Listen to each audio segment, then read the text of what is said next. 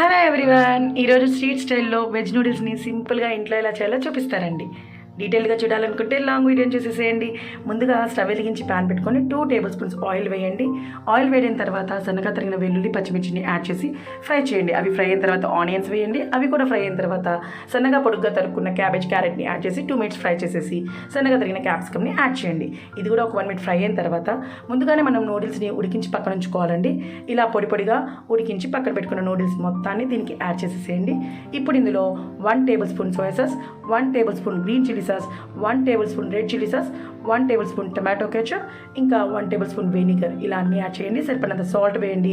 1 tea spoon మిరియాల పొడి వేయండి. మీరు ఇంకా స్పైసీ తినే వాళ్ళైతే ఇంకొంచెం మిరియాల పొడిని ఎక్కువగా యాడ్ చేసుకోండి. బాగా టాస్ చేసేసుకోండి.